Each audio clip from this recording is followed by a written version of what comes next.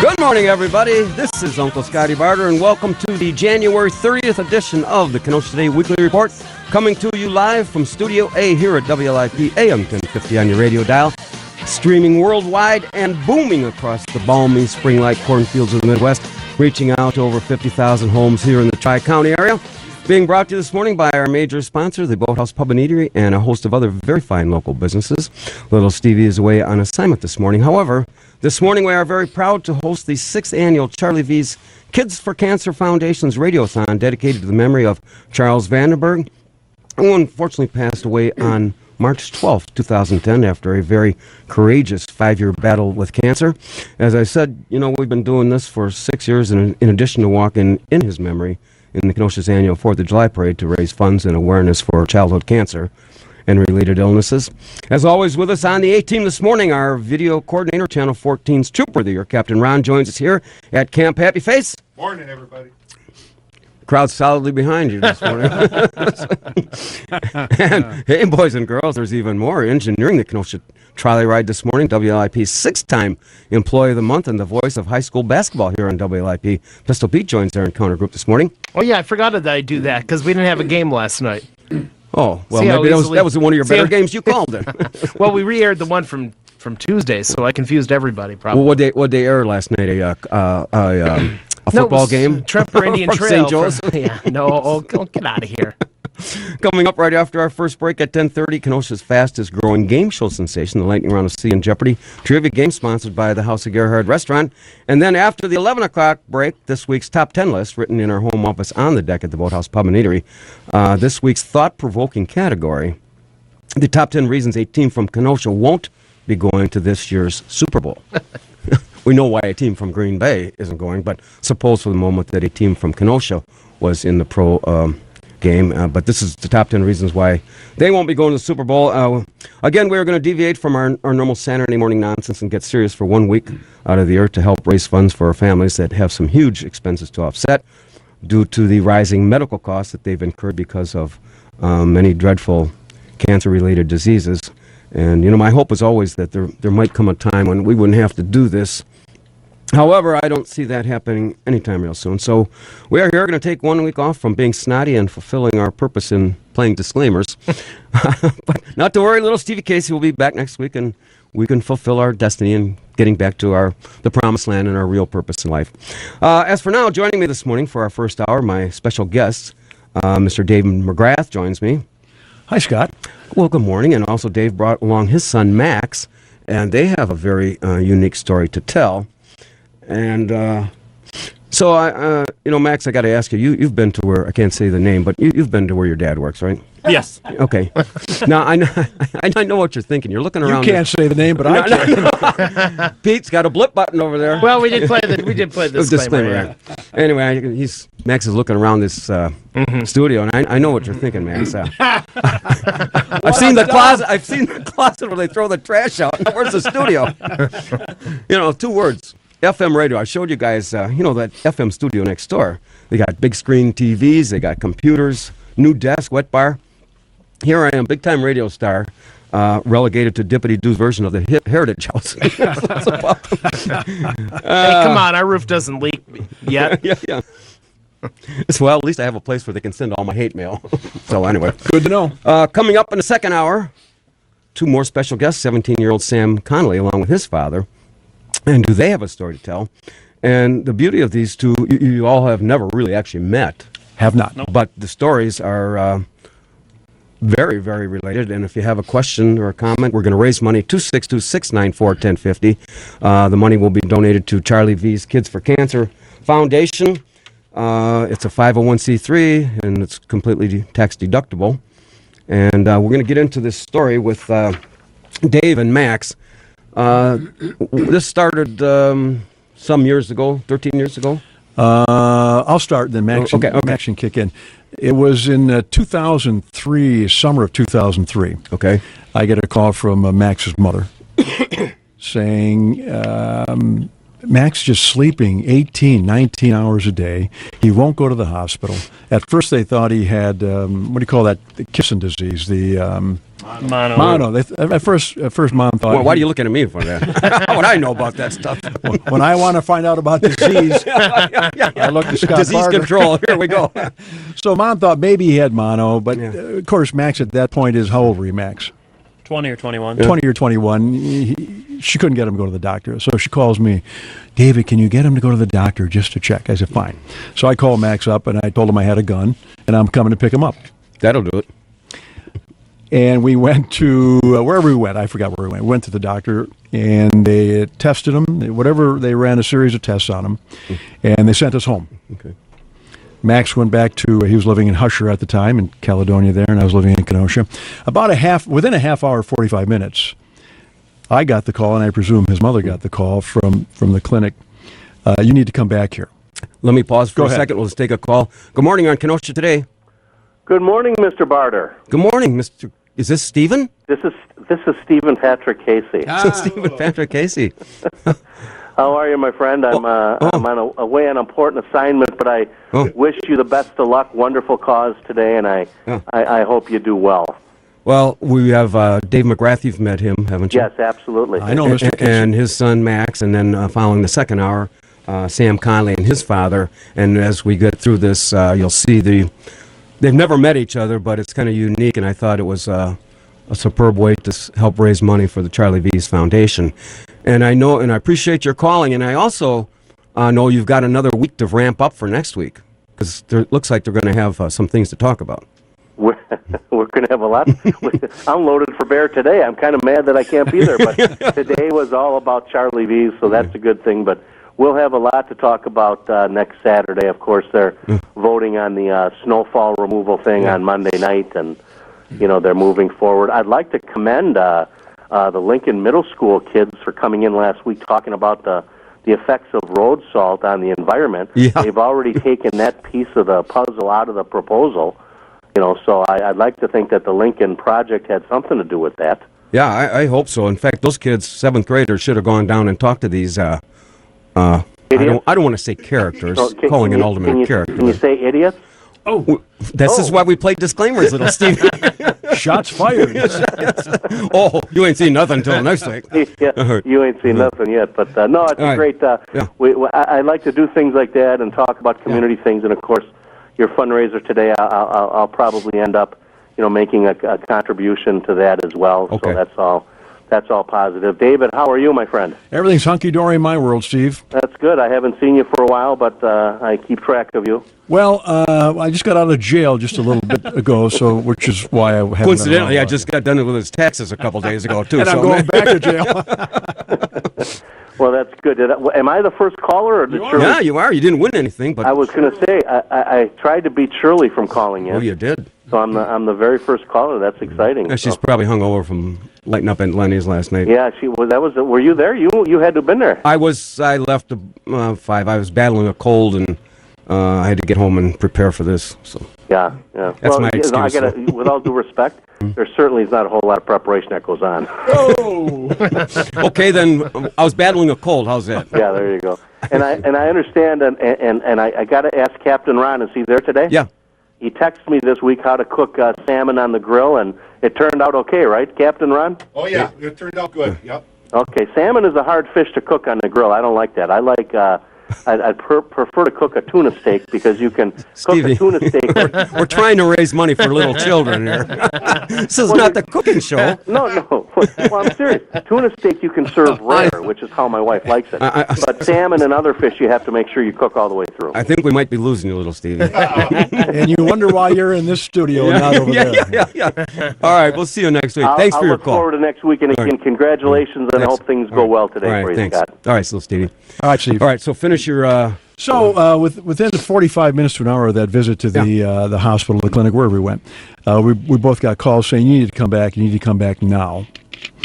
So we met up at wherever, again, I can't remember. It was 13 years ago. And I guess, We went to Quick Care, ER. Stick a little closer. Yeah. We went to the Quick Care in ER, and like my dad said, they called back within 30, 45 minutes, said they saw some abnormalities in my blood, and you need to come back tonight. So That was in Kenosha? Racine. Oh, Racine. Okay, all right. So we go up there, and to telescope this long story, make it as short as possible, they realized that his kidneys were failing. They were operating at about, I think they told us about 20% at that point, which is why he was constantly tired and constantly sleeping, constantly sluggish. Although we never noticed a difference. Thanks, Dad. Yeah. I can hardly wait till they get a part about you donated his kidney. So they did a few other things. They sent us home and said you need to make an appointment with a nephrologist, which is a kidney doctor. And let me just say this before we progress any further. If there are any nephrologists listening, or any other kidney donors or organ recipients, we're not experts. We can talk about our situation because every situation is unique. Yeah. And this was 13 years ago, and it's fading a little bit, so I may miss a detail or two here. But we're glad to tell the story because organ donation is extremely important. Well, but what you both went through, I don't know how you could say you're not experts. You might not know how to pronounce or spell the problems you had or the drugs you took. But and so then what was the timeline Well, then what happened was because they were still functioning at about 20%, and Max was still very young at the time, he was very fortunate. How old were you at the time? I would have been late 20 or 21. 21, okay. Because of his youth and because he still had the function, he did not have to go through any dialysis. Okay. What then happened, now you have to find a donor. And you can either find a living donor, or the alternative to that is a cadaver, what they call a cadaver donor. The preference is a living donor. And then there are a series of markers that you need to meet to be a good donor. And the first one is always blood type. Okay. And mine is B pos. I think Max is B pos. What happened very quickly, they first go through his immediate family. So his mother, me, and his two. You got two siblings? Yeah. His sister Katie and his. It must be a heck of a Thanksgiving at your house. I can't remember. He's got a sister Katie and a son Tony. Yeah. And I think brother Tony. Oh boy. You know what? I'm gonna put these on so nobody recognizes me. His brother Tony and his sister Katie, and I think, I'm not sure because again now 13 years have passed. I think most of us have the same blood type. Which was B pos. So right there, they had 3 or 4 immediate donors in his immediate family. But Max had a lot of friends who came forward and offered to donate. He had a lot of relatives who said, "Put me on the list." That would have to be a B positive too. Well, they just came forward and said, "I'd be interested in being tested to be a donor." Let me ask you. You said his kidneys were only functioning at 20%. At what point? Can't be too much further back than that before you're. Yeah, that I'm not sure. I suspect though. I suspect his age played a key factor in that too, because he was still young, and the 20% was enough to keep him alive, sleeping 18 hours a day, but alive. But I don't know. Did you feel sick other than just being tired at that point all the time? No, I was really just more tired, but I was also a little overweight back then, so I think that's why it went undetected so long. But yeah, other than being tired, I had no other symptoms. So what was the time frame from the time he went for these original preliminary tests, and then they said, "Hey, well, we got to do something here"? Well, it didn't come to that. What we had the luxury of time, because they quickly decided that I was going to be the first person they were going to test to be a donor, for a number of reasons. We matched a lot of those things we had to match, and my sense is, and although nobody ever said this to me, my sense is because he had other donors who were lining up, they decided to use me because I was the oldest. So if my kidney fails, he's got younger people on the list who he could then turn to if it fails down the road. But because he had the luxury of time, they told Max and me to decide when we wanted to do it. So I think we probably originally went into that doctor's office or quick care, as Max said, probably sometime in April or May. Hard to remember. Hard to remember. But at some point, I think Max and I remember this pretty clearly. We were at a restaurant somewhere in Racine, and Max said, "You know, Dad, I'm just tired of being tired. Let's do this." What went through your mind first, David, when they told you, and then I want to know what went through Max's mind. Did they tell you together? Or That he needed a kidney donation? right. Oh, yeah. Yeah. We were all there. and what went through your mind? Well, you know what happens? A million things go through your mind. Yeah. You know, how'd this happen? Why did it happen to him? Am I at fault? Is it my gene pool? Yeah, right. How come we didn't see it before? What's going to happen? Can we get a donor? Can I be the donor? Can this happen? Will he survive? And that all goes through your mind. I mean, that races through your Yeah. mind right away when you're a parent. So that's what I was thinking about. I don't know what young Go ahead, Max Max. was thinking about. I didn't know what to think. I was kind of all just in shock from it all. But like my dad said, I was very fortunate to have my entire family stepped up. I had friends and relatives stepping up. And I was very fortunate where my dad was a living donor. And, you know, there are tons of people on waiting lists for organs. So my whole situation where it went boom, boom, boom, detected, screened potential donors to living donation. I think that might be kind of rare with how quickly it went through. Really? We are talking to Dave McGrath and his son Max, telling their story, 262-694-1050, if you have a question that you might want to ask them. Or we're also looking for donations for Charlie V's Kids for Cancer Foundation. We'll take any amount, and Charlie V's is dedicated to the memory of Charles Evan Vandenberg, who unfortunately spent most of his 5 years at the Children's Hospital in Milwaukee and succumbed to cancer at the tender age of 5 back in 2010. And so we're trying to raise money, and if you have a question, which we apparently do, Pete. Good morning on Kenosha Today. Good morning. I don't have a question. I have a comment about your program. Okay. First, thank God that I beat Shirley. Well, that's most everybody's. That's what Stevie Casey said when he called in. That's And everybody's goal in life, to beat Shirley. I turned on the radio yesterday morning at 20 after 5 in the morning. The first thing I heard was her voice. Okay. I wanted to scream. Okay, what's your point? Okay, Nick, what I wanted to say was, by what they were talking about, I swear they were talking to me because they are describing exactly what my feelings are, the tiredness, the laziness, you know, the whole thing. Did you have to have a kidney transplant? No, I'm in kidney failure now, they say. Oh, I see what you mean.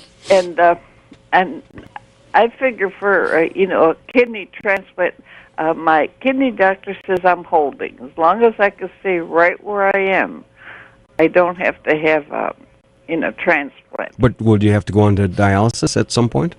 No, that's where I'm telling you, God's been good to me.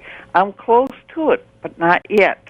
Well, that's better news than beating Shirley here calling, don't you think? I mean, I'm just saying Shirley can call anytime, but that's wonderful news. So the only thing I was thinking, see, at my age, I'm 86. Ooh. And I already said for transplant, I think it's too late, you know. Would they even consider it at that point? I mean, Max here was 20, and I guess he had age on his side for that, if there was such a thing.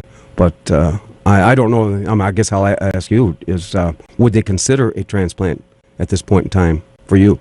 No, Okay. I would say no. If somebody needs it, give it to somebody younger, you know. Well, I applaud you for that. That's what I feel like. But my kidney went bad when I was 37.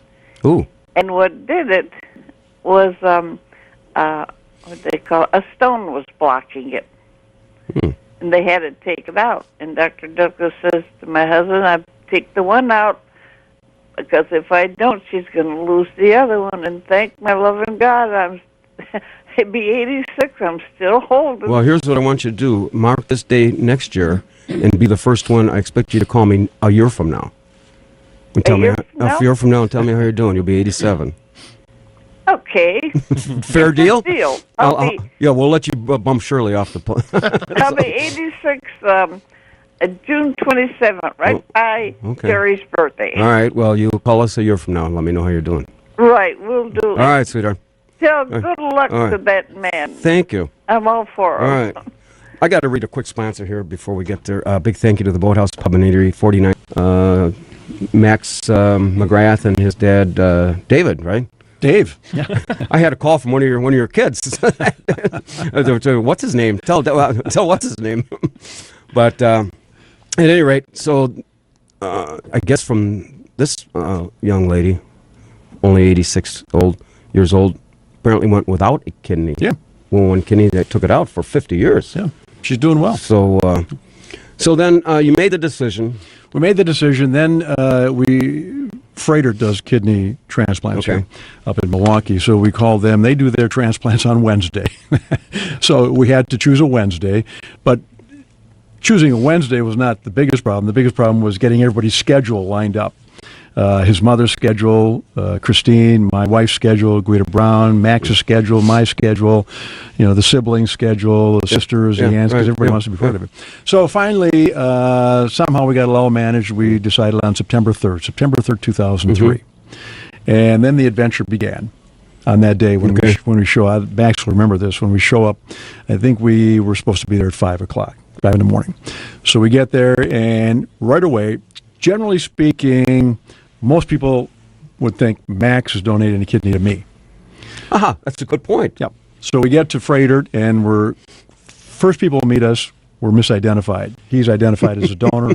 I'm identified as a recipient. I could just see the doctor at the end saying, "By the way, good news, Mr. McGrath. You now have 3 kidneys." Well, it's funnier than that. Oh. So now it's me, Max, his sister, his brother, my wife Guida, his mother Christine, and there may have been some other folks there. So now we move along to whatever the next checkpoint is. And again, he's misidentified as the donor. I'm identified as the recipient. So at some point, Guida, my wife, and his mother Christine, they get out a tube of lipstick and write on my forehead, donor. And one of the nurses says, doctor's not going to like that. And Guida said, I don't care what the doctor likes. I want him to come out with 3 kidneys and him to come out with 1 kidney. So we've got pictures of that with That's some real sophisticated medical technology there. But it worked. So we got through all that. We got all the paperwork done, and then they get us in our little hospital gowns, and they wheel us we say goodbye to everybody, and they wheel us down the hallway and get us into wherever. Are you in the same room at this? Well, we're being wheeled to another room where we're getting prepared for the surgery. Yeah. Yeah, I remember they wheeled us away, and I think they separated us, and that's when they put the mask on you, say, breathe deeply, count back to 10, and you get to 7 and you're done. Oh, but you forgot. So we're in this room, and now it's 7 o'clock in the morning. And next thing we know, there's been an automobile accident. A liver has become available for somebody who needs it. So our surgery was scheduled for, let's say, 7:30, 8 o'clock. All of a sudden, somebody who needs a liver has got one. Oh. And so they push us back. So here, at some point, Max and I are now laying in our bed with our very fashionable hospital gowns for 3 hours looking up in the sky. Huh? What do you Still think? counting back to 10, right? and then that person got their liver, thank the Lord. You mean to tell me that the same people that do kidneys do livers? Or is it's the same operating? Why wouldn't you have a guy doing kidneys and another guy? I think it was a different team that was going to do it. I mean, it's but just they like needed that. McDonald's. They probably needed that operating room. McDonald's, you got a fry cook and you got somebody making fries. I suspect they needed that operating room. Oh, okay. So we got put on hold. So then, of course, all those people waiting for us had to sit down in the lobby because they wouldn't let. Because now we're sterile. Well, we were sterilized now. Yeah. I'm trying to figure the good word.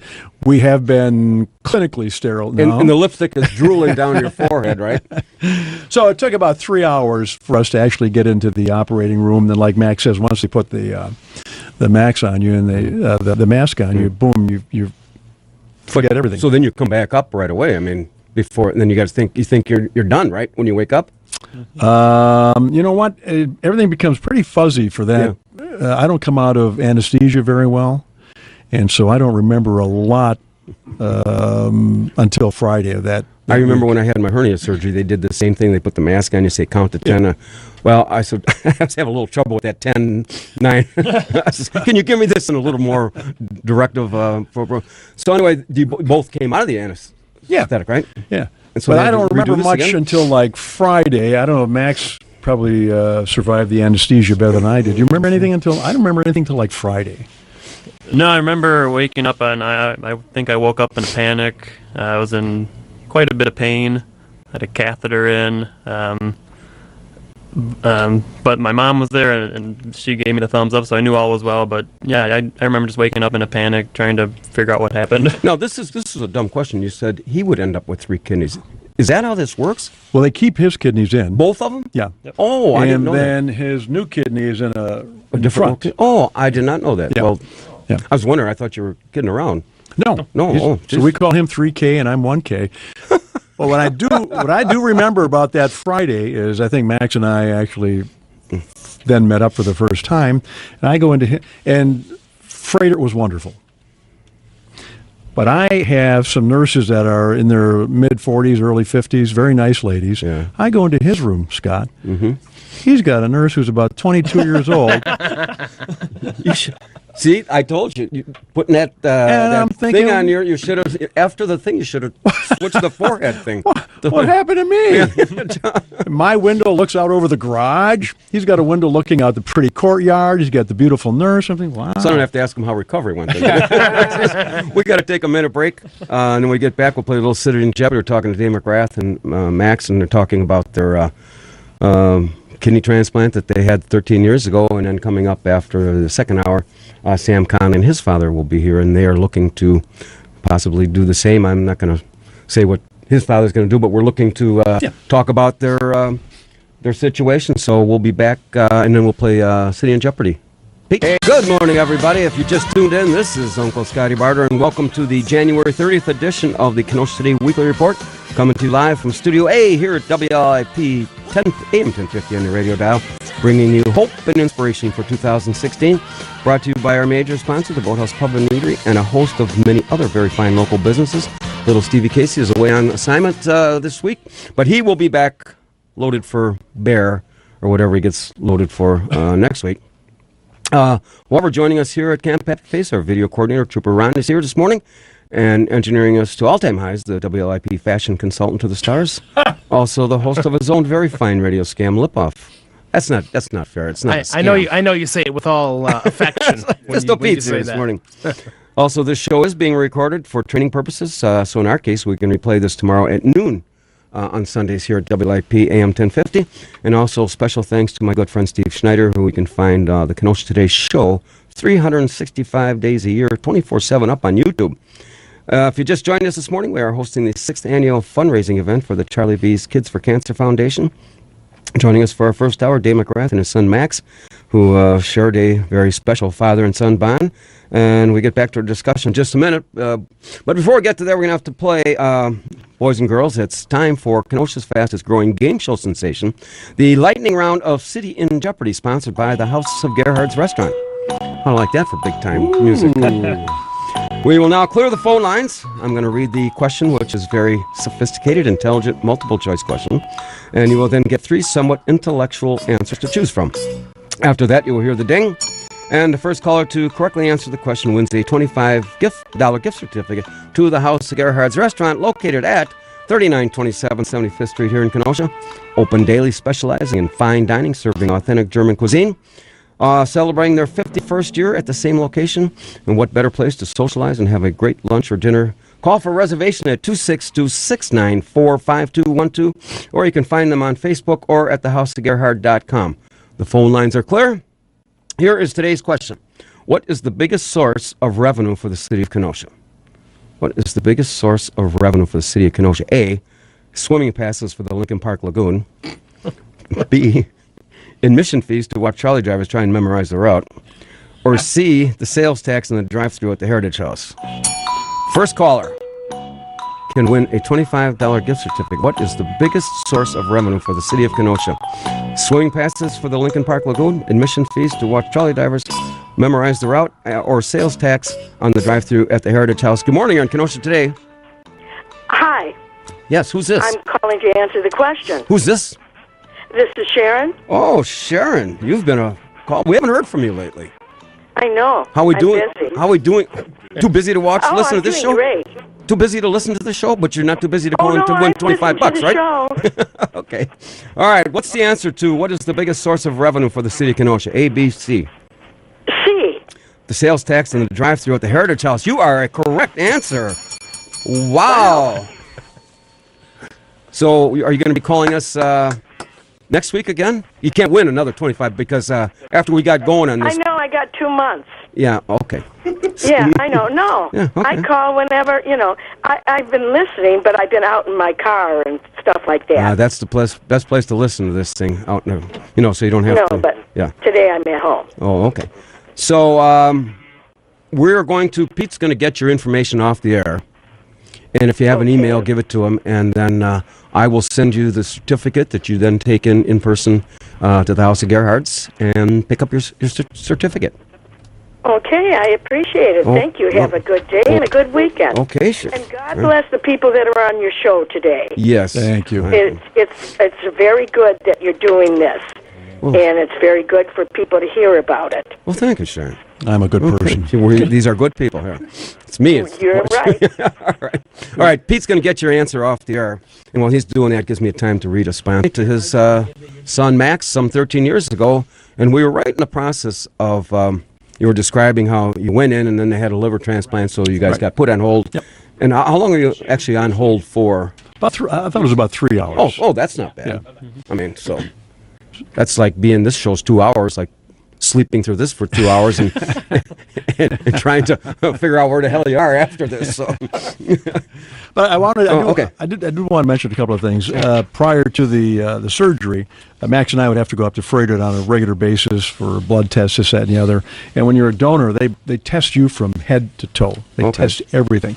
And Freighted treats you like a king. And it was a intensive process to go through, but they're very, very nice to you, and I recommend it to anybody. If you have the chance to be a donor, go through the process because it's truly worthwhile. Did you get to meet the doctors or the staff beforehand? Yeah, we had a couple of conferences. You'd end up around a conference table with, again, his mother, my wife, Guida, and you talk about it. What do you hope to do? What do you want to do? Et cetera, et cetera. So you met the team, and they tried to keep you informed all the time as to what was going to happen, how it was going to happen, how it was going to affect you. As I said, we are raising money for Charlie V's Kids for Cancer Foundation, and we are talking to David and Max McGrath, who are sharing their story with you from 13 years ago. Coming up after 11 o'clock, Sam Conley and his father will be here, and who are going through the process.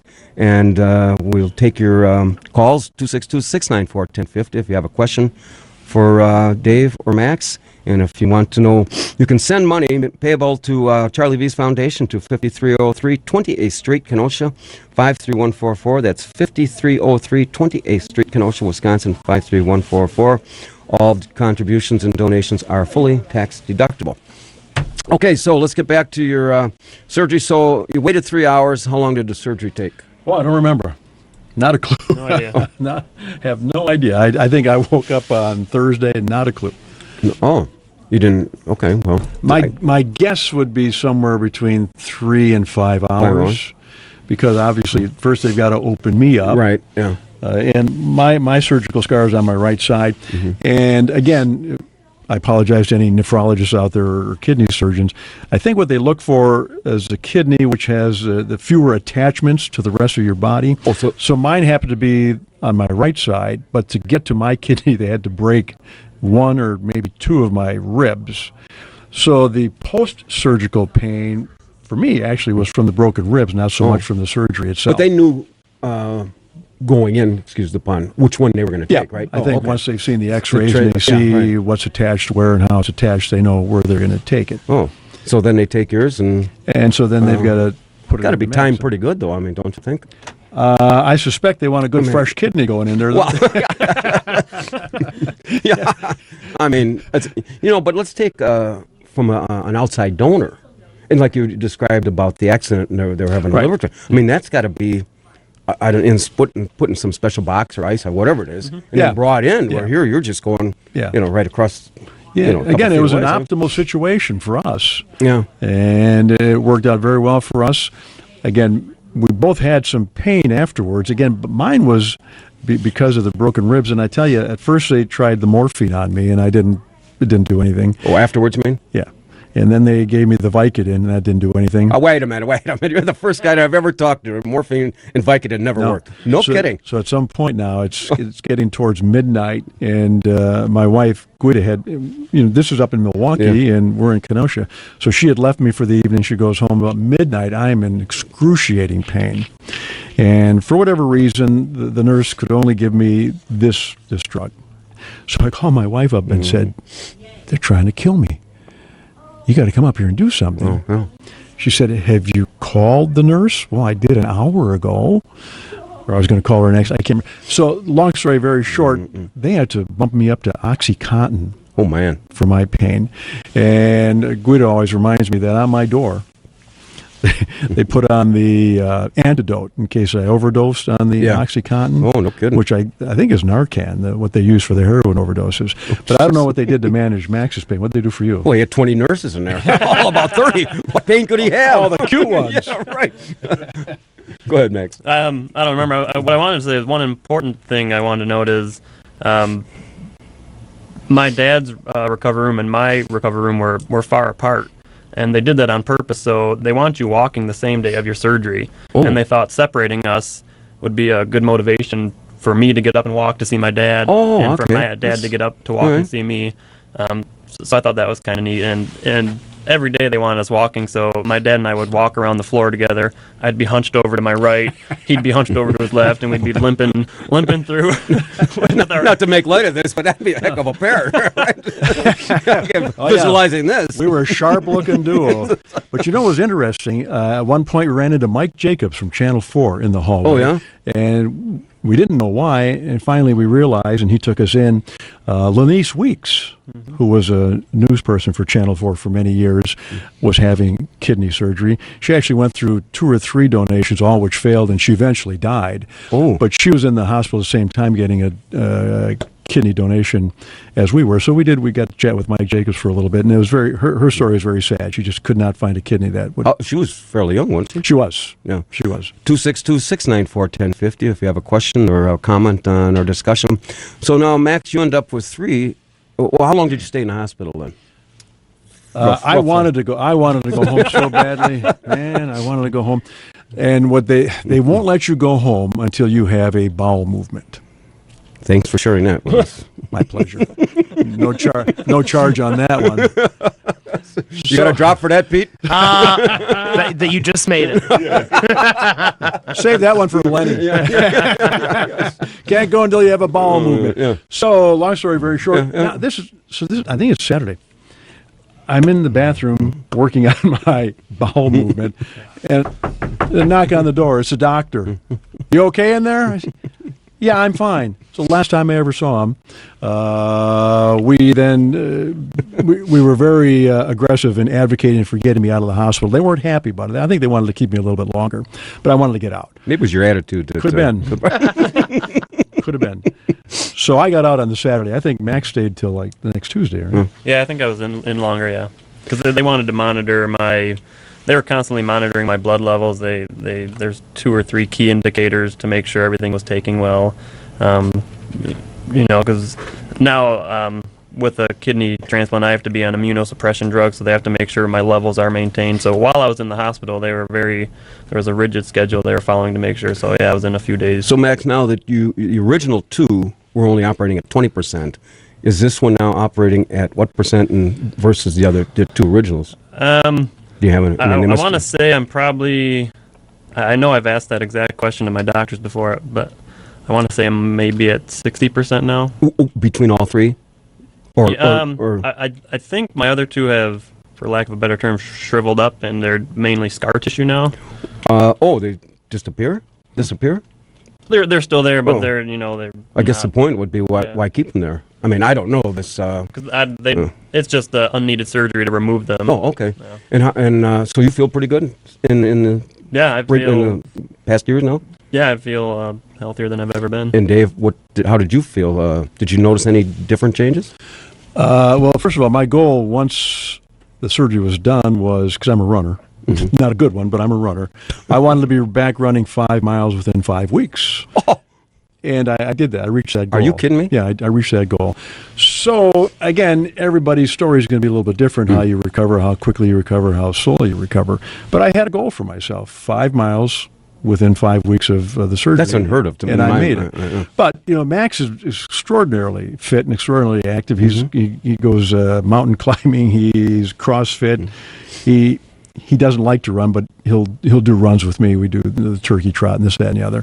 But the kidney transplant, I don't know that it changed his life, but it certainly gave him a great new lease on life, and he's just very physically active. So they never said, no, you can't do this activity. And running, you told me you run marathons, right? No. I've run, I do half marathons, and I've run 26 miles. 26.2. I mean, at least it gets you gets your heart beating. And but now there are some things they don't want him to do, which she has, I believe, completely ignored.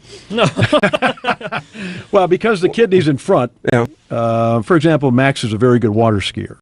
Well, yeah, I can see. But if you're going to water ski, there's always a very good chance that you're going to fall, and you usually fall forward. So they didn't want to. Right? They didn't want you to water ski. Yeah, because my kidney in front's not protected by my ribs anymore. So if I was ever playing football, getting tackled, they would say stop that. Yeah. So just because the lack of protection from my ribs to my kidney. So this was at Freighter? Yep. So this text that I got from Freighter, you were the poster boy for bowel movements in that particular year, David? Is that what I understand? Probably was. You got a doctor He's going to knocking give on the your seminar, right? Yeah. guest speaker, Dave McGrath. Oh, yeah. DM on BM. If we got just a couple minutes left, 262-694-1050. We are raising money for Charlie V's Kids for Cancer Foundation.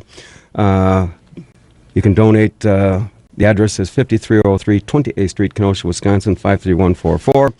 And we are going to be joined shortly after the 11 o'clock hour with Sam Conley and his dad are going through the same situation that you all went through some years ago. You know what? I did want to mention that a lot of people asked me if I had any second thoughts about being a donor when they came. When it came to me, absolutely not. Because Max is my son. I love him dearly. But for some reason, God gave us 2 kidneys, and we can exist with one, and I was happy to do it. So the message I really like to get across to people is if you have the chance to become a donor, whether it's a kidney, whether it's part of your liver or whatever, bone marrow, whatever it is, just take that opportunity. Go through the testing. If you become a donor, good for you. If you don't, good for trying. But don't pass up the opportunity if you have it. Because you were only, what, how old, 45? 13 years ago, 44. Subtract the one, everything. Now 54. 54. 54. Were you almost to the point of being a little too old? I don't think that really, well, I'm guessing if you're 85 or 90, well, I don't know. I don't know if you're too old to give up a kidney or not. Well, I wonder if they're going to be interested in mine. They'd have to strain that baby quite a bit. It's like a car with 100,000 miles. You can buy it, but well, let's just put it this way. I'm out of the warranty, and I gave up the receipt a long time ago. We got just a couple minutes left. 262-694-1050. So now here we are, 13 years later, and you still have to go get tested. He does. Oh, okay. Yeah, I get right out of the gates. I had to get blood drawn 3 times a week, so Monday, Wednesday, Friday. Then I went down from that to 2 times a week, down to 1 time a week. Now I do blood testing every month. I do it locally here. It gets sent up to Freighter, and if there's any levels off, Freighter will call me, and they'll want me to adjust my meds. Well, what's your pill regimen now, Max? How many are you taking? He's got a little box. How many are you taking? Yeah. I'm actually, every time I see my nephrologist, they say I'm on some of the least amount of meds they've seen. So I'm on 2 immunosuppression drugs. The first one's called Prograf, and the other one is called mycophenolate. So they're immunosuppression, and I maybe take 4 pills in the morning, 4 pills at night, every day. Well, God love you guys for doing this. Go ahead. That was a good kidney he got, wasn't it? Enough of that God loves you crap. He got a good kidney. Well, he's been here 13, and you're still here too. So, but we know a guy. What's it? Frankie Germanaro. Frankie Germanaro. Oh yeah. Frank got a kidney transplant back in right after the Civil War. Oh. Frank, if you're listening, we love Frank. And I just saw him at. He got one. He was from his brother. I don't remember, but he got his back in the 70s. Yes. Okay. Yeah, he's like a pseudo celebrity up at Freighter. Oh yeah. The longest living kidney donor, Yeah. without needing a new one. Yeah. So, you know what? They work. They work. Although I did see Frank at a recent fundraiser, and I think his is starting to show its age now. Well, you And- get a little older now. That's nothing to do with Not it. Frank, the kidney. Oh. Don't make me throw this water This at is you, big-time Barbara. radio. Do not make me throw this water at you. Speaking of water, we have a call. Okay. Good morning on Kenosha today. Good morning. Frank Germanaro was going to have one this week, Wednesday. Ah, Oh, no good kidding. for him. He got one. I don't know if it happened. All I know is that we had a prayer line and we were praying for Wednesday. So I'm going to check with the family this weekend now. Is this his second one, right? He had. Yep. Correct. This would be a second. Okay. Yeah, because I knew he had one many years ago. Yeah. Right? We were just talking Yeah. about that. I'm trying to focus. I can't remember your name. What is it? This My guy's- name's Mary. No, I know your name. This is the other Yeah, character you know my here. name. Thank you. All right. No, I know Frank and the whole family was up there Wednesday. Ah, good for Frank. Yeah. Great guy. I know it. I don't know the results. Well- and I will find out this Okay. weekend. Thank All you. right. Thanks, Meryl. And the story is interesting. And I was tested for my sister for bone marrow. Yep. Good for you. Oh, Good for yeah. you. You Good for got you. it. Congratulations. Thank you. All right. Okay. Yes. Bye now. I guess that answered my next question. I guess if this one fails, you can get another one. Sure. Right? I mean, just Yeah. and that's what if yours wouldn't have been acceptable, you could have gone to somebody else. Well, they wouldn't have taken mine if it wasn't acceptable. So they would have gone down. I think mom was ruled out for something, but he's got a brother or sister, and like he said, he had a lot of friends who stepped up to the plate and a lot of relatives, cousins who also offered. So Frank, God bless Frank, but Max had a great security blanket there with all those people. Well, I think Frank does too. Now, I think things might be. I'm not a doctor, obviously, Thank God for that. but he's a little bit older, and so that's got to make a little bit tougher to. Well, just the surgery is tough enough yeah. when you're that age. But Frank's a good guy. He's a tough guy. He'll one of do the it. greatest accordion players of He's Kenosha's ever great. had. Here, so. Yeah. 262-694-1050. So what else? So what are you doing these days, Max? I work. What do you do? I work at Carthage College. I'm network administrator there. Oh, no kidding. Married with 2 kids, a 6-year-old and a 4-year-old, and so they keep me busy. 6 and 4-year-olds would. And I'd like to also point out, since he got the kidney transplant, he's never been arrested. What does that mean? I've never been arrested either. Okay. I remember I got. We got to go, man. I got pulled over for a speeding ticket, and I showed the guy my license. Oh, look and at it that. said That's donor, very important. and he laughed at me. He did? Yeah, I saw my name, and it says WLIP. And I said, "You got to be kidding me, right? Donor." That's very important. I'm glad you brought that Yeah, out. see? When you get your driver's license, Yeah. you can get the sticker that. So if in case Yeah. you're involved in an accident where you would lose your life, your organs are then available for donation. Well, see, Good to have that. there'll be some parts of me left in case of my demise. If I'm on the slab, there'll be something left that somebody could use. It's like not a salvage yard. You That's know what I mean? debatable. That's debatable. No, you said 6 and a 4-year-old. Have they been tested? I mean, are they going to be? No, I mean, at some point, we might, but we seriously considered, I'm going to get the term wrong here, but banking something to maybe grow a kidney in the future for me when they were born. Their How can you do that? what is it? The placenta, maybe? Or the stem cells? Not stem cells. Okay. We seriously considered banking those to if something in science would help grow a kidney, but it was a little expensive, and we just thought to pass that. But You just grab Tony's. but I do see he or she, whatever it is, to whatever Tony is. I do see 2 nephrologists a year still. I go up to Freighter once a year, and alternating 6 months, I see a local guy here in Kenosha. And every year I see them, I ask them, how much longer do I have with this kidney, and they just honestly can't tell me. It depends, the fact that I have a living donor puts me, gives me a good start. Related donor is a good start. The most I've been able to get out of a doctor is that the average, and then again, I don't know if this is true or not, but is 12 years of a donated kidney. So I feel fortunate to have passed that mark already. Well, he's had good genes and, like he said, good personality and good attitude and Good looks. yeah, that helps having a kidney. And we have had the discussion, Max and I. He can't have the other one yet. Mine. Yet.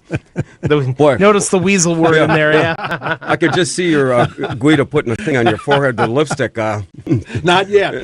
yeah. We make light of it, but I mean, that was kind of strange that she would do that, but maybe not. Well, they were concerned. We were misidentified twice. How did that happen? Well, Paperwork again, follow-up? because they figure the old guy needs a kidney. Well, I guess that would make sense to me. 262-694-1050. We got about a minute left, Pete? Yeah, about a minute.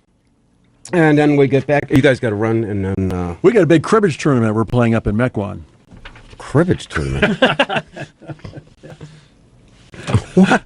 Cribbage tournament? Yeah. You stymied him. Well, you said you had some place important to go in Mequon. What's this? We're Where's going this? to Spanky's bar. Stinkies? Spanky's. Spanky's. We've been planning this since Christmas.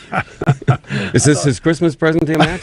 Sure, yeah. Boy, there's a dad that just keeps on giving. Let's go to our cribbage tournament in January. We'll be back in 4 minutes with Sam. And good morning, everybody. This is Uncle Scotty Barter, and welcome to the January 30th edition of the Kenosha Today Weekly Report, coming to you live from Studio A here at WLIP AM 1050 on your radio dial. Being brought to you this morning by our major sponsor, the Boathouse Pub and Eatery, and a host of many other very fine local businesses. Taking serious journalism to an all-time high, reporting on local stories, state stories, and spanning the globe. Basically just keeping it real. Generally, well, not today. We're not going to make up stuff, but we're going to keep it real. We are very serious, trying to raise some badly needed funds for Charlie V's Kids for Cancer Foundation. And sticking with us through thick and thick, the always lovable Trooper Captain Ron. And engineering the Kenosha train wreck this morning, the lead singer in the Kenosha Today Choir, Pistol Pete. The lead singer. Huh? Billy Goat and the Four Milkers. When you're the only one, I guess you're the lead singer, right? Process of elimination, right? We're going to be talking to his Sam Conley and his dad Joe, and his mother Carol is joining us. And like I said, we will be taking your calls shortly. 262-694-1050. And if you've been listening to us, you heard the story of Dave McGrath and his son Max from 13 years ago, and how Max needed a kidney transplant. And we're going to get to Sam and Joe in just a minute. But we got the big. There's a football game coming up in another week, right? Do I understand that right? There is? Well, Never heard of this. you never heard of this? Something called the Super Bowl? And Hope it catches on. yeah, yeah, might be a good entertainment value. Anyway, this was written in our home office on the deck of the Boathouse Pub and Eatery. This morning's top 10 thought-provoking category. The top 10 reasons a team from Kenosha won't be going to this year's Super Bowl. I know the team from Green Bay ain't going, but top 10 reasons a team from Kenosha won't be going to this year's Super Bowl. Number 10. Last year's trolley driver is this year's quarterback. Number 9, the indoor training facility is called the Heritage House. Number 8, just to be on the safe side, they often punt it on first down. That sounds like the Bears. Number 7, our team lost in the playoffs to the winners of the punt, pass, and kick contest. Number 6, the coaching staff consisted of school board members wearing confused looks.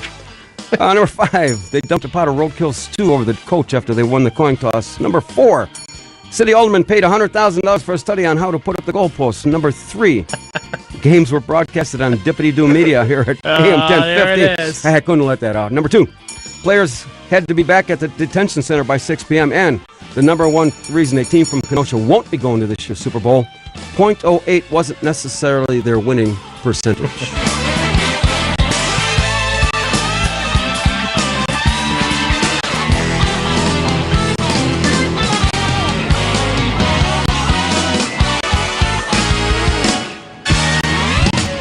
That's as big time as it gets. Anyway, joining us in the second hour, and I'm delighted they could join us because they have a very special story to relate to all our viewers. Again, we're going to raise money for them and Charlie V's Kids for Cancer Foundation.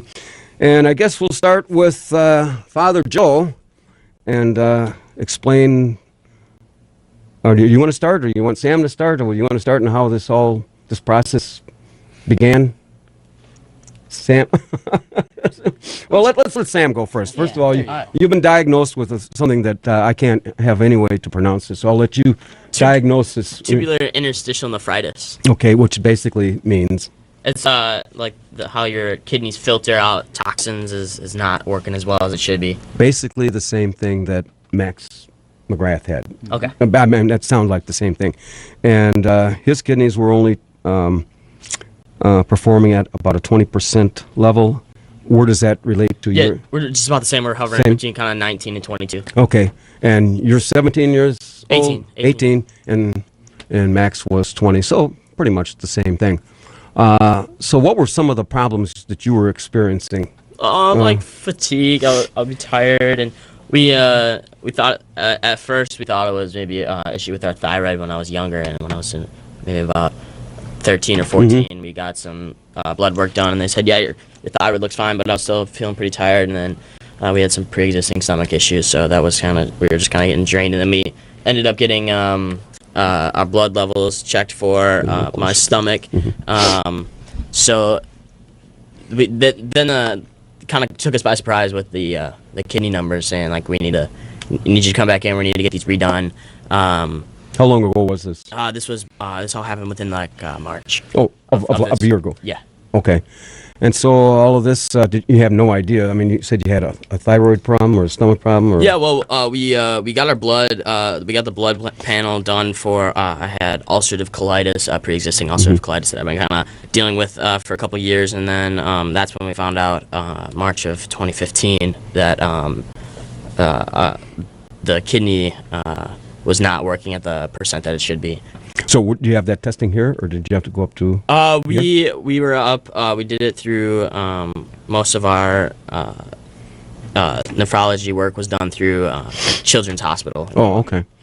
And so how long did that take place? What, about a month maybe for all that testing to go through? Yeah, it was maybe a month, 2 months for to kind of get everything, and then we had a relatively quick biopsy after we got the blood test back in, just so they could get a better look at kind of what's going on. And so obviously then they call you all up, Joe, and your thoughts when you go up there for this business. So yeah, I mean, it's devastating. I got to be. It began, like he said, with stomach issues, and we really had no indication that he had anything wrong with nothing his in the kidneys. family history or nothing in our either of our families for those kinds of problems. However, about this time last year, just after Sam's birthday, which was 2 days ago, by the way, he just turned 18, is when we noticed he wasn't, he couldn't keep food down. And he was looking, a little pale. Yeah. So we knew he was having some stomach issues. We said, let's get this checked out. We had some blood work done at that point, and the doctor called us 2 days later and said, you need to get in here quickly. We need to redo this blood work. We want to make sure that this isn't a mistake. Right. So we got in for that second set of blood results and talked about it right at the doctor's office, and he says, your son is in stage 4 kidney failure. We've talked with Children's already and let them know that, you need to get up there now. There was no... all of a sudden you go from 0 to stage 4. Yeah. I mean, there was nothing. That would be flooring me versus, what happened to 1 and 2 and 3? I mean. Yeah, Sam has been a multi-sport kid. Yeah. There's just about every sport out there that he's tried. He's been active. He's really been a healthy kid since. What was the doctor's explanation of how can we go from 0 to 4 in a matter of they such can a short time? speculate. Yeah. And they ruled out genetics, and which is, really a big relief for us. But they said this could possibly be a virus, could possibly be from ulcerative colitis. Okay. Well, that stuff can be.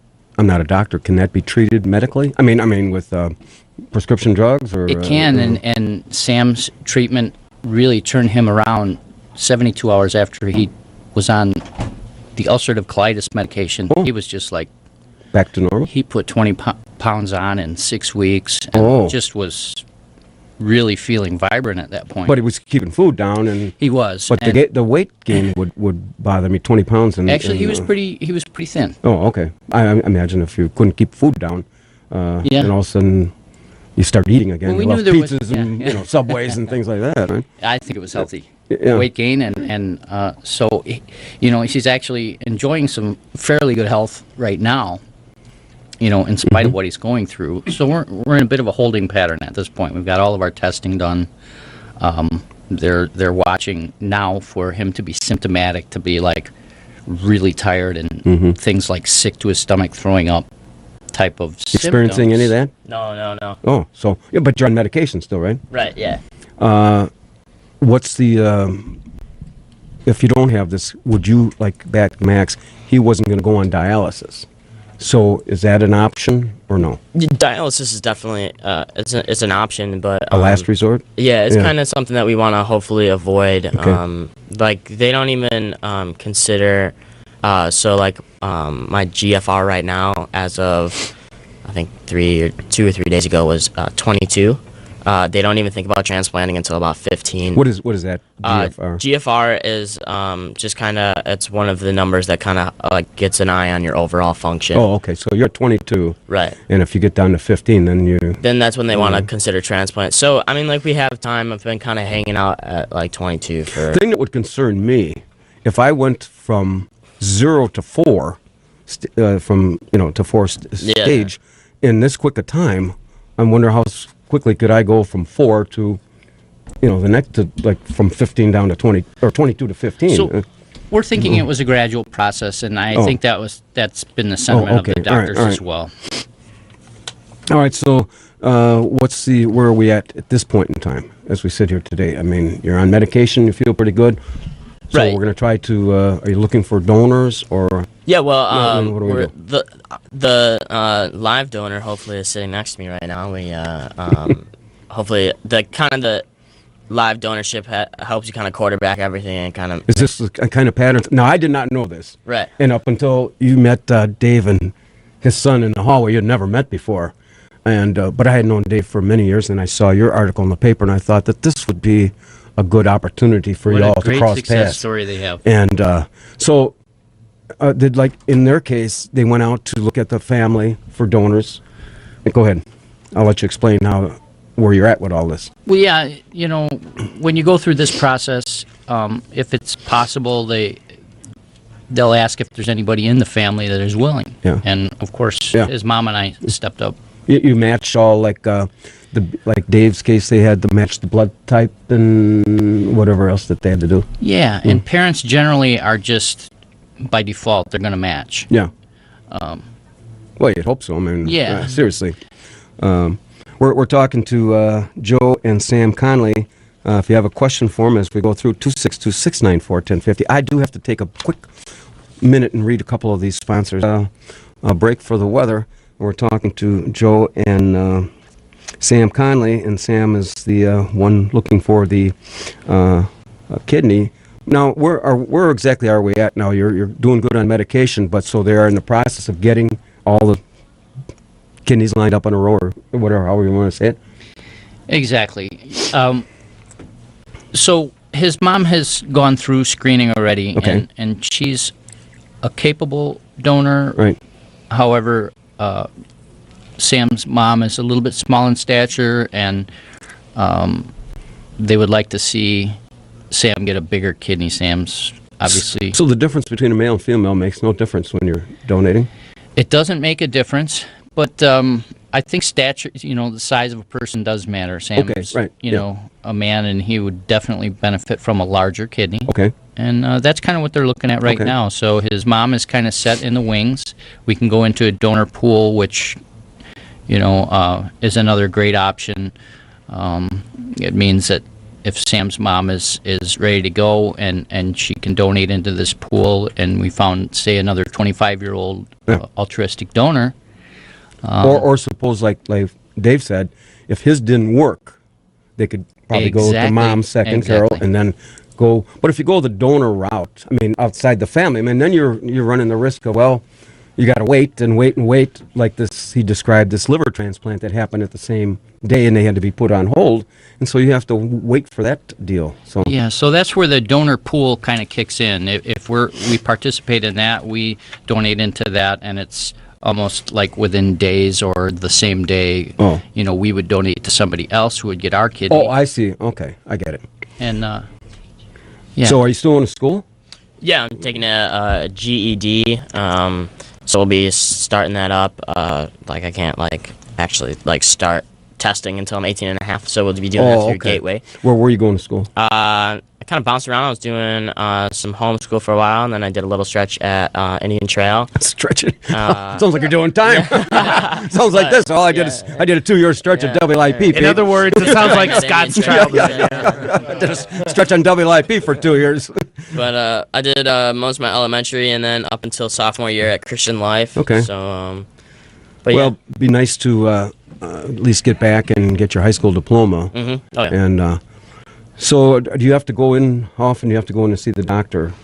We do about every 6 weeks. Oh, that's all? Yeah, Oh, and okay. then for my GI doctor, we do about every 6 months. So. And Joe, do you have to go in periodically, or are you just ready to go, or how's it work? Yeah, I'm ready to go now. We're at a point where they're waiting for Sam to be symptomatic, so they're watching his numbers. So in about a year's time, which is all we've had really to track his disease, they've shown just a very slight, steady decline. So they're going to wait for him to become symptomatic. One of their biggest reasons is these anti-rejection drugs, and they'll put him on an immunosuppressant. Okay. But he's which raises the risk of cancers and other hard things that could come across in life. So they put that off as long as they can. If he's got functioning kidneys, they're kind of waiting. So when he takes one more step down, and we're really watching him closely, I'll line up for Does the the rest of my doctor testing. say that there's any chance that he could go in the positive direction? Not to be, but they could you turn it around, or has it happened? We did raise that question, and they do. They're very realistic. They say there's always that minor chance. Yeah. But they got to be honest with you too. I mean, the odds aren't necessarily in the favor. However, the odds seem to be very good as we sit here and talk to the McGraths about overcoming this. And I know if it was me, I'd say, well, how in the heck did I get dealt this hand of lousy cards in life? I mean, why?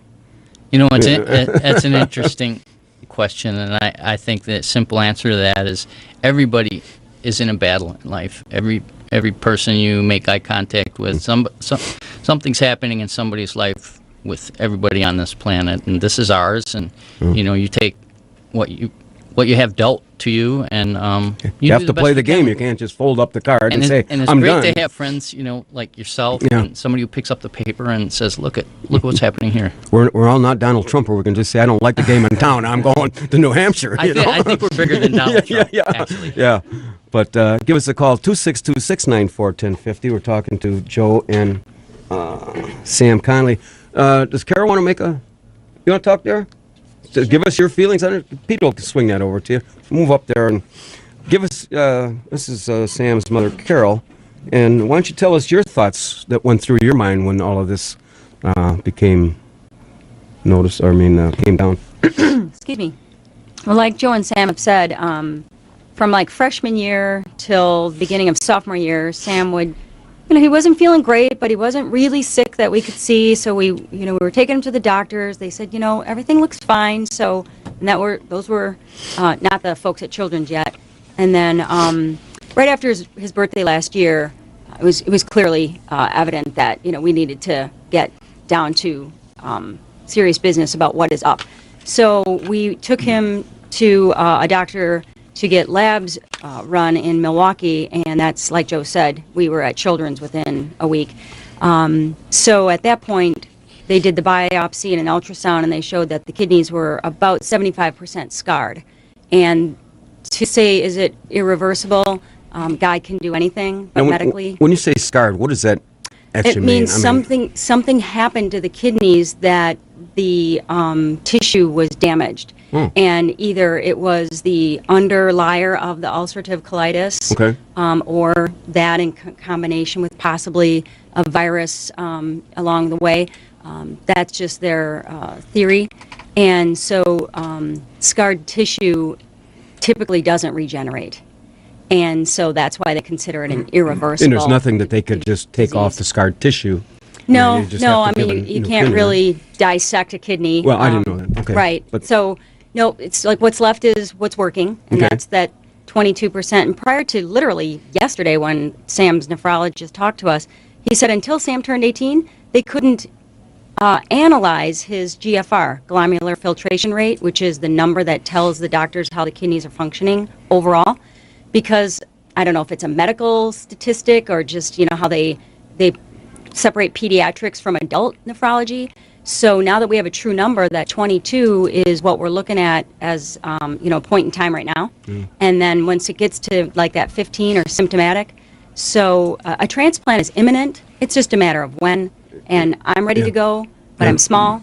I could donate into the National Kidney Exchange on Sam's behalf, and then he'd get a bigger, quote-unquote, kidney out of the pool. But if Well, that's not a ideal- requirement, though. No. I mean, that you have to do that. I mean, No, it's options. Okay. But that's why they want to go to Joe, because being the parental match, it's just a one-on-one. So that's why they want to look at his kidney. It as well. still blows my mind that you go from 0 to 4 stage. And if it was me, I think I'd have some serious discussions with a doctor saying, how in the world can you let this go? I mean, he must have had some symptoms along the way, maybe not. Yeah, that was that was a lot of anguish, Freshman year, 6 we months thought ago, we missed the were really opportunity going. freshman year. We were grilling ourselves. How did we miss this? How did he get here so quickly? And the doctors reassured us. It isn't anything that we missed. They suspect it was something gradual. And once the ulcerative colitis really kind of reared its ugly head, that really set a platform for his kidney disease to take its final plunge where he's at now. We're gonna take our last break here in a little bit, but I know if it's inevitable and you go in, I think you'll have to do like Dave says, mark your forehead so that they know. You're the donor, and he's the donee. So, but you know what? I never even thought of something as simple as that. And I guess he's probably right. You'd think that the young kid was, but I don't know that they would take a. Let's say if the case was reversed, if they would take a kidney of a 20-year-old and give it to a 45-year-old. I don't know. Did you hear any of that? I think it would matter if it was family to family. Yeah. But out of maybe the transplant exchange. Sure. I think they like to match closer in age. Well, I think I think they look at it this way. My shelf life might be a little shorter on this plant than Sam's.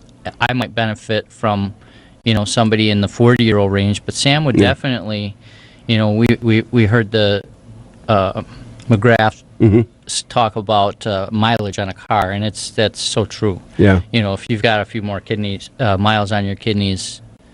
You know. I did not know. I'm learning as this day has gone on that you end up with 3. Yeah. And I just thought that you would take one out and replace the one bad one. But if they're both scarred, and then you end up with 3, so that's and then they in what you call Max's case. They never took the other 2 out. Yeah, no, they leave the native kidneys in. And they said they just kind of disintegrate. They just shut down, apparently, and don't have any function. Right. Yeah. So if I'm at like 20% and like I get another kidney and that puts me at like 60, or whatever they figure, or however healthy the kidney is, then the big kidney just kind of just takes up. And the other ones. What's the lowest number? I think, did you say 15? They don't really want you to get lower than 15. Okay, then it's crunch time. You got to go. You got to get whatever. Peter, let's take our last break. We'll be back in a minute. We got to do some weather forecast. What's the weather forecast for? We are back, making the turn and heading down the home stretch. If you just joined us, this is the January 30th edition of the Kenosha Today Weekly Report, coming to you live from Studio A and streaming worldwide here on WIP AM 1050. Being brought to you this morning by our major sponsor, the Boathouse Pub and Eatery, and a host of many other very fine local businesses. Also, our video coordinator, Captain Ron, and Steve Harvey's go-to guy, our engineer, Pistol Pete.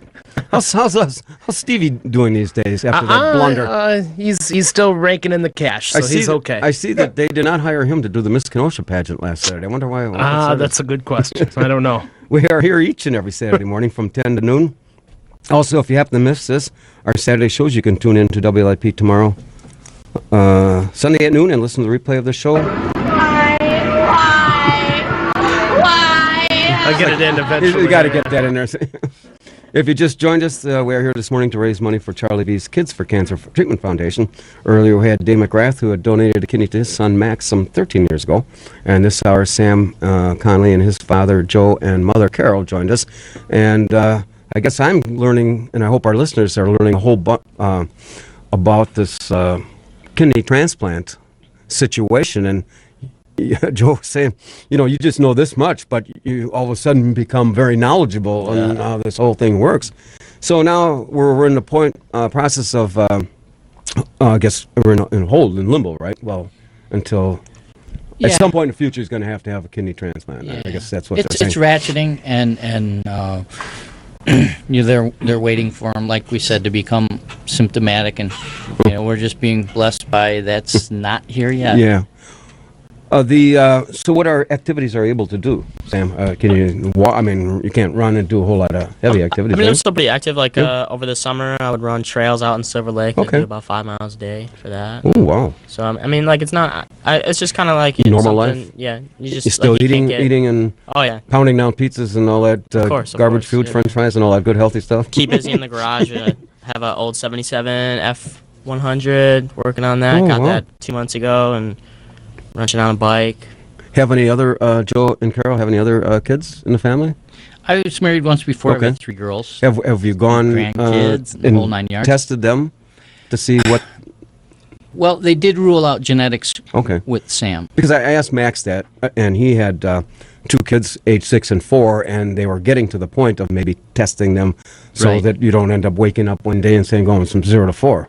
Right. But so I just was curious if you. It was one of the first questions I think we were really keying in on when we began this process. Is what caused this? Was it hereditary or bust? Do we need to get checked? Obviously, Carol and I both were looking at do we have hidden health problems of our own? So they ruled that out? Yeah.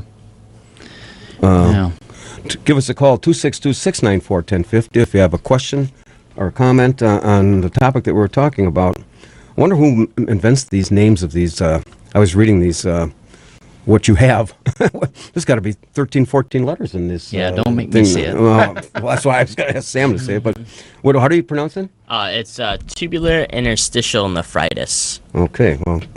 Better you than I butcher it up. So at least you can perform your normal life, but then we're going to have to take some time off at some point in time. We got a call, Pete. Good morning. You're on Kenosha today.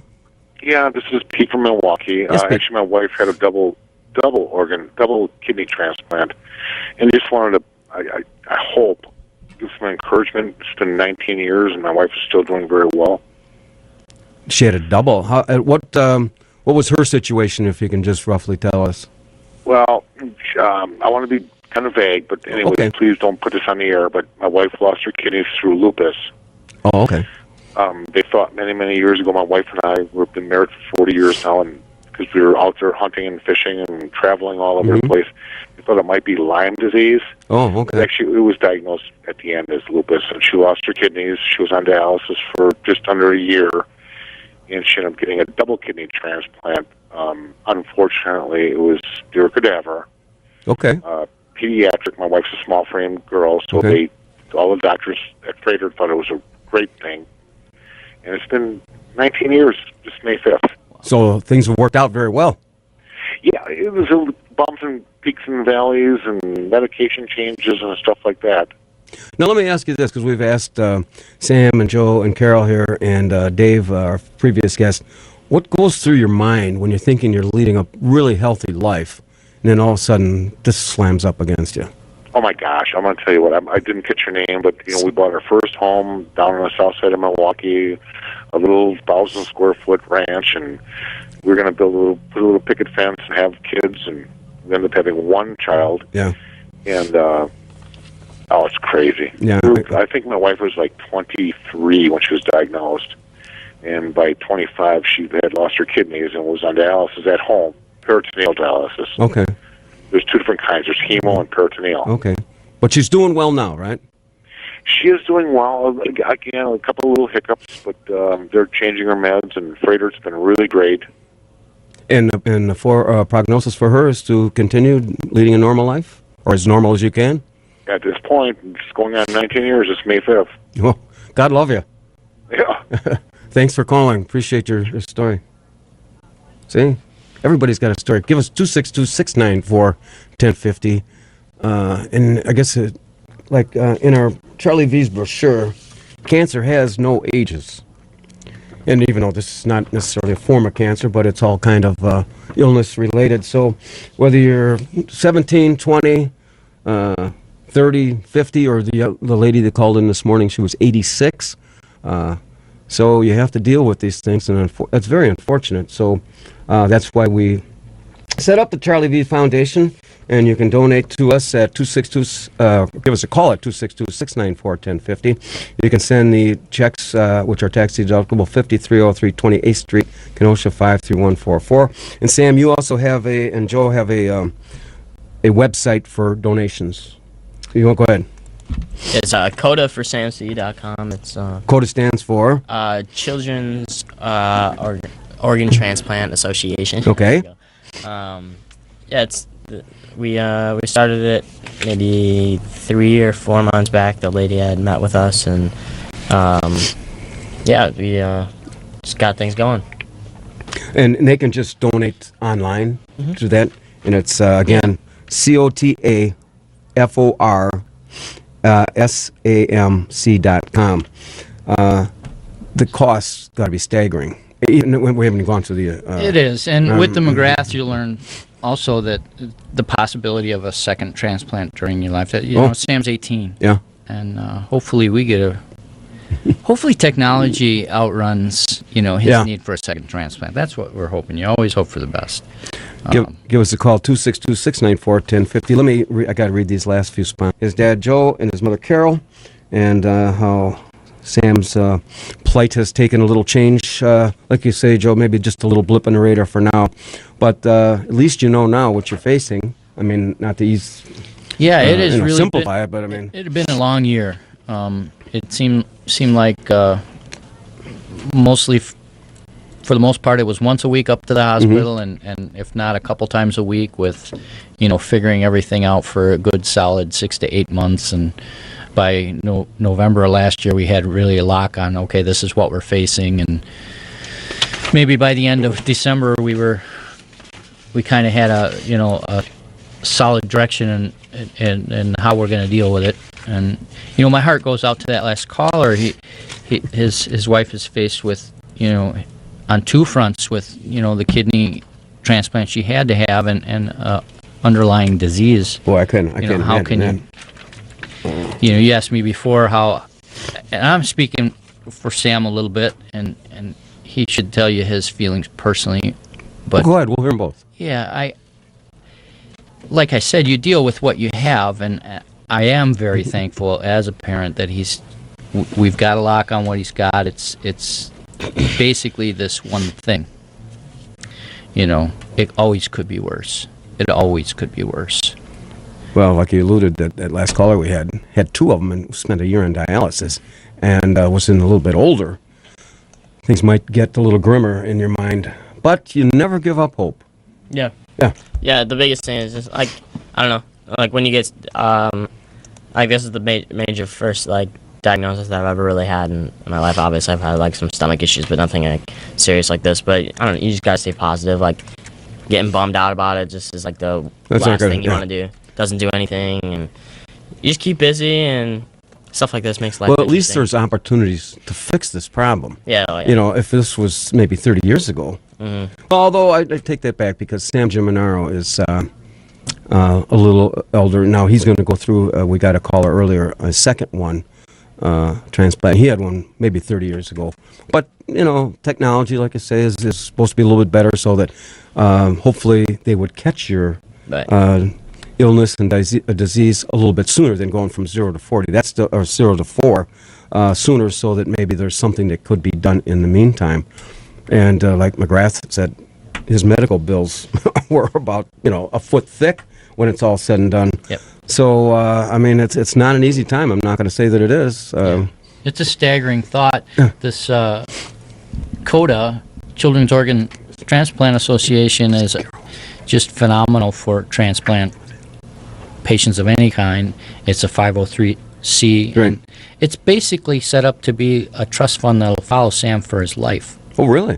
And they reached out to you? Carol, after this? Carol, do I have the number right? They've been operating for about 30 years now? Yeah, they started in the early 80s when a little boy in Bloomington, Indiana needed a life-saving transplant, and the family did not have the insurance, either enough or at all. Right. So local efforts were raised, and unfortunately, it didn't. It wasn't in time for him, but it had a greater good because Children's Organ Transplant Association was born out of that. And so they help kids all across America who are 21 and younger, U.S. citizens, and in need of a life-saving transplant of any organ. So when we were at Children's and we knew that Sam needed a transplant, the coordinator gave us the brochure, and I made a phone call, and it was like the voice of an angel. The woman said, you know, we know what you're going through. We have success in helping families raise the funds, and this is something that, like Joe said, will follow Sam the rest of his life. So they set the goal, because we have no idea how much it costs. Thankfully, right now, we have good health insurance, but it doesn't cover all the deductibles and the travel expenses, et cetera, and anything in the meds. Sam will be on the medicine for the rest of his life. So we're just very grateful for that organization that is, like Joe said, it's nonprofit. Sam does not have to claim the donations as income. He will have no issues with the IRS, and folks that are led to give can deduct that donation from their taxes if they choose. Well, that's a good thing. You don't want to deal with the IRS on top of this nonsense. This is tough enough dealing with those characters. I'm not sure how they structure their system, but 100% of... I looked it up on... They are online. If you go to Google, and you can Google them, and they'll give you the whole...